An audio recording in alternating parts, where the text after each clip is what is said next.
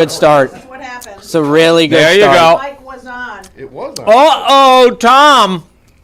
Tom's normally our Hey, A-team. Tom, can you pot up my mic? Can we get all of Jim? Oh, man. Where's Khalil? Hey guys, why don't Where's we like Mabel? guys? Why don't we Is do it the working? show? Is my mic working? All right. Yeah, we should probably do the show. I think would be a Lauren, good watch idea. your legs. We're doing the Watch show. your This feet. is how we do the show. There you go. There you go. Much better. You've got my real mic? My real mic? All right. Safety first. So we're taking this back to Tom Carr. Uh-oh. I feel like all we're trying to do is just trip our And camera everybody was person so happy to at see this me. person. Lauren's a professional. She can handle. Look Lauren at her is a go. professional. She has not taken the camera off me the entire time because I she know. knows where her bread is buttered. All right, this episode of the Sports Office is brought to you by Chevy Detroit. Together, let's drive. Visit ChevyDetroit.com. Thanks for joining us. Tom's got a mic over here. He is pushing the buttons. Check 1 2. Tom Carr. Check 1 2. Do it again. Check voice 1 check. 2 1 2. Oh, I yeah. think I believe you're Sounds supposed to amazing. tap on it and say, "Is this thing on? They Is hate this thing that. on?" Rich Luterman, who's WWE. Oh, we're going to do this. So this is Vinny with it. You'll let us know when Vinny I'll let you Goodwill's know. in the chat. We've got some great guests tonight. We've got ESPN senior NBA writer Vincent Goodwill set to join us from LCA. Also Eric Schlitt, Pride of Detroit. We're going to talk a little Lions, but first, of course, we have to tackle that Pistons trade that went down today. What it means. Is it the last one? I doubt it. We in the spirit of Super Bowl week, I love this question, and we did this a little bit tonight on Fox 2 News at 6. We got to introduce this guy. I know. It's We'll fine. get James It's Paxton, fine. our Oh, producer, thanks. our sports producer. Appreciate it.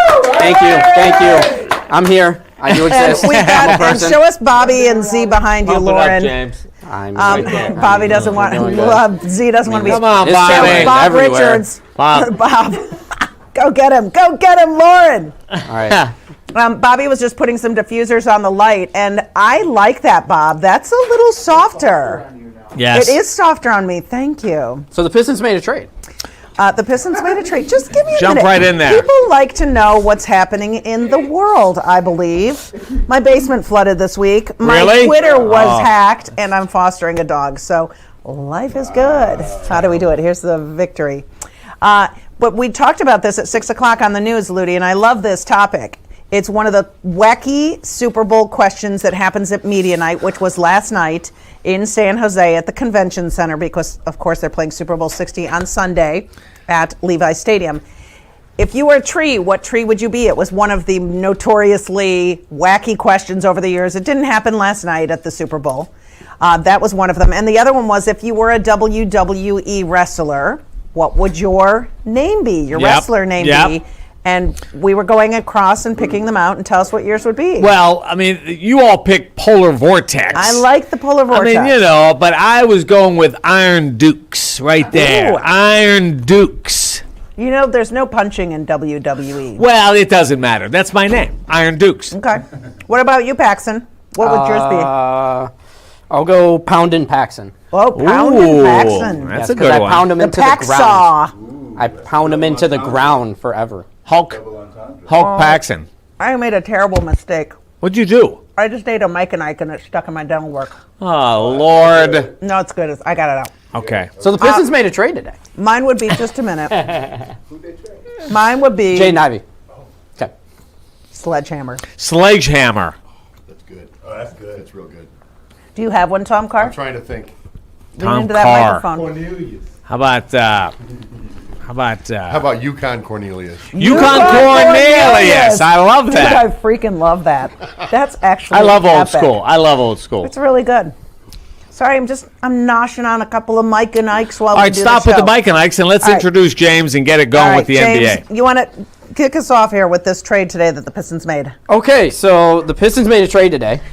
Take two. It kind of doesn't really. It's not really exciting, but basically, so Jaden Ivey goes to Chicago. Detroit gets Dario Saric from Minnesota and Kevin Huerter, and then they did a pick swap with Minnesota and Detroit. So what does this all mean? Basically, they get Kevin Huerter to hope he's the shooter he was a couple years ago. He shoots about 31% from three this year, which isn't amazing. But a couple years ago, he was an over 40% three-point shooter. So he could be a really solid bench piece. But I think bigger about this is they traded Ivy. So you could kind of speculate they didn't want to pay him, or they never thought he was going to be that star that they drafted him to be. You know, I think we could all agree, Jen, he never was the same after the injury. And so maybe, I guess, could they regret trading Jaden Ivey? I guess so, if he becomes this star player in Chicago. But at the end of the day, the trade's kind of just meh, kind of like a mid-trade. I don't really know how else to feel about it. So I believe it is a mid-trade. I was talking to some of my NBA sources, and one projection was that really Herter may be a little bit of an addition shooting-wise. They're hoping, to your point, that he'll get back to what he was with the Kings a couple of years ago. And that there may be another move coming before the deadline, which is 3 o'clock on Thursday, February 5th, which is my son Riley's 25th birthday. Wow. Happy birthday. Happy birthday. Thank you. Mostly, it was just because they knew they had to unload Ivy or cut him because he wanted out and needed a fresh start. Oh, okay. And maybe JB didn't want to put him on the court anymore. So they really needed to get rid of Jaden Ivey. So that is what this is. So when people get all up in arms, and we're going to have Vinny Goodwill on here in just a minute. He's busy down at LCA, and thankfully he has agreed to reach out and come on the show with us here right as the Pistons start their game tonight against the Nuggets. But it's going to be interesting to hear from him because cap ramifications certainly are huge. They had no idea, what they were going to have to pay him this summer. I mean, it kind of felt like, I'd say a couple months ago, it was, are they going to pay Duren, Ivy, neither or both? And it was, yeah, they're going to pay Duren. I think I'm pretty confident in the summer they're going to pay Duren a lot of money. Are. He's their all-star and dunk contest this year. He's going to the dunk. That's interesting. Love that. Very exciting. It's very he doesn't get exciting. I hurt. can't wait to see what he's going to do. Dunk contest kind of scares me. Yeah, I guess it could. But I guess I just got the vibe they weren't going to pay Ivy. So I assumed he was maybe going to get traded. And, the Kevin Herter thing, they do need shooting. They do. Because on their off nights and the nights they lose, it's usually because their offense just can't really get it together. And when it comes to if they were going to keep Ivy or pay Ivy, his job kind of got taken by Dennis Jenkins. Yeah. I mean, Dennis And has they've got to an make a unbelievable- decision about Dennis now. They've do. got to figure out if they're going to pay him. Right. And that could be a sizable amount because, boy, has that kid performed. Absolutely performed. He's kind of become the backup guard. And so Ivy was running out of room. They didn't really have a spot for him anymore. So the trade makes sense, but I guess just the fear is Ivy's going to go to Chicago and just become this amazing player. But that's the fear with a lot of these trades. Mm-hmm. So You know what's exciting? People around the league are talking about the Detroit Pistons. Isn't that as incredible? a top-tier team. That is exciting. The trades, the tweaks, that's part of a normal season, but it's exciting to see our team right in there, right in the mix. And they people are talking about him as an NBA title contender. They're not just talking about him as the Pistons could be interesting, the Pistons could win a series, and I don't know about the title. Maybe they'll get to the NBA Finals. sure. There's no way anybody's going to beat OKC, and you cannot change my mind of that right now. Nobody's Nobody's going to beat them. I'll give you the Spurs. Maybe Victor Wembanyama's that good, and they can take down OKC. All right, we'll see. I like it. Let's make a bet on that right now. You want to make a bet Spurs, OKC Thunder, who makes the finals? That could be fun. Well, they'll make the Western Conference Finals. Right, but I meant the NBA finals. NBA, that's what we're talking about, Oh, NBA okay. Finals. Oh, you got Z confused her. So Yeah, it's no. okay. Don't be Sorry, confused. Z. I It's don't want okay, to Z. confuse you, Z. I don't know. We could think of something good. Like, okay, if OKC... $5. $5? I think that's good. What I was going to offer is... Now I'm if- having gum. I'm done with dinner, you guys. This is dessert. What I was going to offer is if OKC makes the finals and the Spurs don't, I will do a whole sports office where I run around the entire building the whole time. I'm going Pistons all the way. They're going to get on a roll, they're going to get hot, and they're going to kick some ass. You think they're going to the finals? I think They they're could go going to to the the finals. Number finals. one in the East? They're gonna. They could win the East. I think they very well could win the Knicks East. don't scare me. Boston doesn't scare me. It's like any other sport. Let's get in there. Let's get into the championship series, and then you never know. You never know. There are teams that scare me in the East based solely on the fact that they've been to the playoffs, Sure. deep into the playoffs before. This Pistons team is still very young, and we have seen times when Cade can be shut down and they don't have another scoring option. Reliable, consistent scoring option. Let me use those words. Sure. We've seen at times where Tobias Harris can come up with 23 and take over a game like he did in that win, I think, what was it, against the Celtics? Yeah. He also hit a When really big shot. Cade dropped 10 dimes, but he was absolutely shut out. I think he had something like 3 or 4 points in the first half. Yes. And I just don't think they have enough scoring as they are currently constructed right now. We'll see if Trajan makes another trade before Thursday's deadline at 3 o'clock, which I fully anticipate will happen. But who's it going to be now? Because look at what Utah did today. With Look at Jaren Jackson all Jr. and he was a piece I think a lot of people thought would be nice here. I think you got a friend who wants to talk about it. Oh, why do you think I have a microphone on you? We did give you a microphone. Interrupt me. Tom, jump right in there. No. We'll go to Vinny. What's Your up? microphone is to say Vinny's on the line. Vinny's Hi, on the Vinny. What's going on, everybody? How y'all doing? Hi, honey. Thank you for joining me on a busy night down at LCA. Let's parse this a thing. And is this merely just a move to try to get Jaden Ivey somewhere and get something for him? I think that's the easy way to put it when you look at the fact that he wasn't able to really reclaim the player that he was before that left tibia injury that he suffered last New Year's Day. Add to the fact that he's going to go into restricted free agency this summer. That's always going to be tricky. Jalen Duren turning himself into a max player, that kind of limits what you would be able to offer him, getting something for him. And then that pick swap that Minnesota and Detroit actually engaged in, I would be very, very curious to see what they do with that over the next couple of days. I'm not sure that they're done. I don't know if they're just going to come away with Kevin Huerter as the one shooter, especially with all the moves that have already happened in the East and could happen in the East over the next 48 hours. All right, so with that said, we kind of were speculating on that's how things were going to go down here. Give me a couple of names, Vinny, that you know or think could still be out there, and a sizable move and something that Langdon can do based on what he's got to deal with. Well, the funny thing is, I thought they could have made a deal with the Bulls today, or not just necessarily today, because they did make a deal with the Bulls today. I thought they would have got after this guy, Ayo Dosunmu.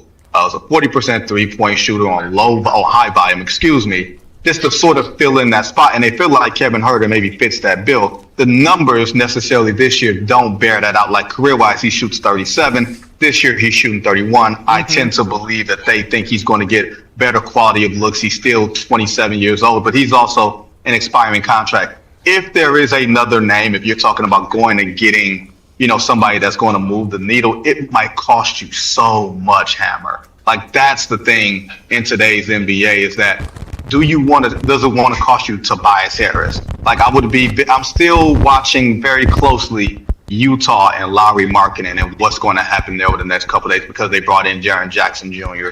and Utah's giving off the signals, hey, we want to build around this guy. I've got to see that actually happen. I think with Boston making the moves that they've made today, Cleveland possibly bringing in James Harden over the next day or so, I think the Pistons have to be in a position where they have to look at the landscape of the Eastern Conference and say, just because they're 5 or 6 games up and they can clinch home court throughout, you can't feel like you can relax with some of the holes that you brought in. Like you said, not having a second guy that can create a shot outside from Cade Cunningham, they're lacking three-point shooting. They've played above their heads for the better part of the season, and that doesn't always necessarily bear itself out when you talk to April, May, and June. Especially when we come down the stretch, as you mentioned, I mean, playing a little bit above their heads, they don't have that supplementary offense, the supplemental offense, the sure shot maker like they have in Cade and Vinny. I would say that once we get to late March into April, that a lot of teams are going to look a whole lot more competitive. And that lead in the East is going to become very precarious. I wouldn't be too worried about how close teams get, because whether you have a first seed or a second seed, all this team wants to do, but they have to get out the first round. Like, they have not won a playoff series together. It's very, very rare. Like, everybody's saying, let the Pistons get to the finals. And while that makes sense, it's very rare that a team goes from losing in the first round to going to the finals in a year's time without some type of really big personnel move. So assuming they don't make a personnel move, I don't think the expectations internally is, hey, we got to get to the finals. I think one reason they have not gone all in with one of these big personnel moves is because they don't want to put the pressure of expectations on their young players, on the coaching staff, on the front office. Now, maybe you're saying scared money doesn't make money, but I would also say, yeah, you don't have to also answer for that too. But I think if they get first or second seed, I don't see anybody in the Eastern Conference that's going to make that big of a leap between now and the last 7 or 8 weeks of the regular season. Someone's going to really have to try hard to beat them because their defense is regular season good. The question is, is their offense playoff good? That's absolutely the way. That is the perfect point. Let me just give you 30 seconds quick here before we let you go. 3 untouchables on this team. Well, Cade is untouchable. Well, beyond Cade, Duran. I mean, we're talking about the pieces that people are. Asar. Asar, definitely. Asar's untouchable. Definitely an untouchable. Holland. Isaiah Stewart is an untouchable, like defensive player. Like he's one of those guys.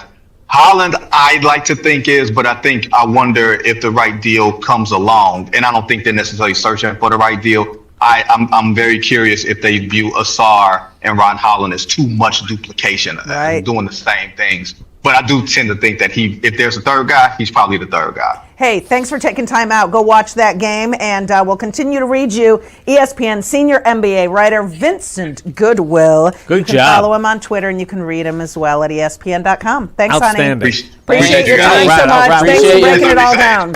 All right, do we have Fabian in the Not queue? yet. We don't have her yet. All right, we're going to take a quick break. We're going to come back. We're going to talk a little more Lions tonight because we can always talk football, especially I got a Super Bowl topic week. that we haven't even hit on. Okay. It's a mystery topic. Oh, that's a tease. Mystery topic. That's a after tease. the break. Back on the sports office after this. All right.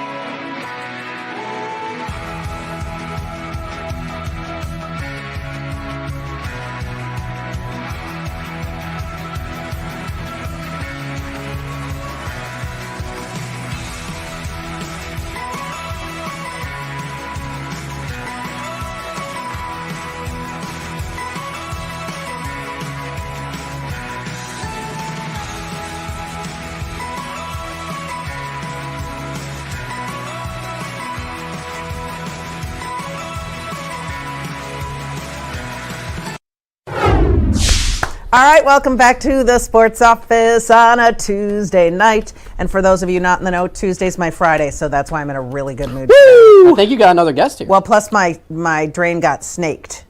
Oh. Yeah, and it didn't cost 10 grand. Like I thought it was going to be a tree root. Anybody who's been down this path. No idea. See, Lauren knows. On my maternity leave. I've had it. Oh my gosh, yeah, I've it's had stressful. roots in the drain. Yeah, it stinks. It does. All right, let's bring in Eric Schlitt, ladies and gentlemen. Eric Schlitt is our friend from Pride of Detroit, Detroit Lions beat writer. What's up, Eric? How long have you been on the Lions beat? I think this will be my 9th year. Holy crap. Wow. Yeah. Time flies, man. Yeah, It so you does. were there for the great Matty Patty days. You know, I so Yes. badly wanted them to hire Mike Vrabel. When he came in yeah. and interviewed, I heard, and they let him go, and then they hired Patricia, and I was like, wait, what? How did this guy get the job over Well, him? Bob Quinn, right? Bob Quinn. Yeah, Bob Quinn. So, Mr. Schlitt, we have been talking a lot about the Pistons and the Red Wings these days, but the Lions are never far from the back burner, even in February, even when it is Super Bowl week. So you're not at the Super Bowl this week. Have you watched any of those All-Star games, the shenanigans that they've had going on? A little bit. Just week? we want to stay in touch with the stuff the Lions are doing, but it's certainly it's not as exciting as the game itself, right? Yeah, it's crazy. Give me a sense of this whole Jared Goff contract restructuring thing. How eager the Lions were to get that done? Are there more guys that will be doing this perhaps, and what it frees up and what it means for free agency potentially? Yeah, the Lions cap situation is very tight. The salary cap for the league is yet to be determined, but the teams know a ballpark of where it's going to lie. And then once Give that's us that settled ballpark and- number. Sorry to interrupt, Eric. What is It's just over 300 million. Thanks. So it's like between 302 and 305 and some change.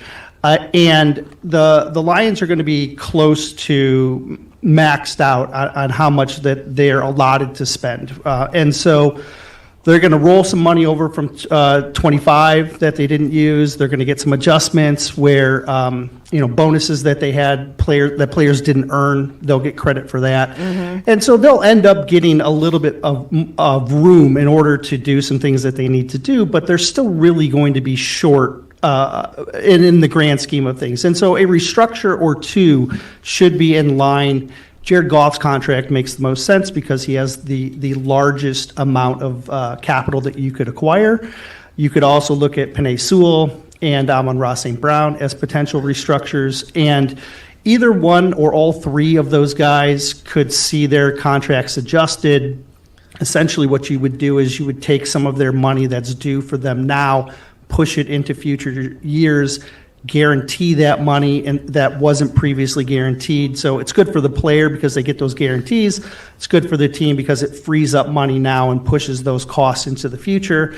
And Goff makes the most sense. He's the guy who's going to be here for a while. Same thing with Penei and St. Brown. And so I'm expecting at least one, if not all three of those guys to get their contracts finessed a little bit. Okay, so the Goff deal is not a done deal per se. It's just something that they've already been talking about. Yes. Okay, Yes. then I was Yeah, mistaken. 40 million though potentially, is that a fair, reasonable number to be able to see how much maybe, they could free? Yeah, how they could free it up Yeah. and turn it so it'll basically be bonus for him and 40 million for the team. Yeah, there's a lot of different ways that they can restructure the contract, and they can free upwards of it all comes down to how his base salary is structured. He has a lot of money in his base salary, and that's the part of the contract that you can finesse. And so when you shift that over into these bonuses, those are the guaranteed portions of the contract. Right. You can spread those out amongst the whole contract. And so he has $55 million in a base salary, Ouch. which can be finessed. Yep. So they could, but by extrapolating that over the rest of his contract, some of it would come due now. So essentially, yeah, they could Yeah. free up anywhere from 40 million if they wanted. It would be a lot of money to push forward, which is especially with one player, which is why I think they could make some a other couple of guys. moves. Awesome. Yeah, All right. Well, we're going to keep our ear to the ground on this, and we're going to keep an eye on Pride of Detroit. Follow Eric Schlitt on Twitter and as well all of his writing and podcasts and all the good stuff you're doing. Keep up the good work, my friend, and we'll have you on here again soon when things get moving and shaking here into February. Bye, Eric. All right. Great job. Sounds good. Thanks. Great Have job. a great night. All right, we're going to toss it to break, and we'll be back to wrap up the show on this Tuesday night. All right.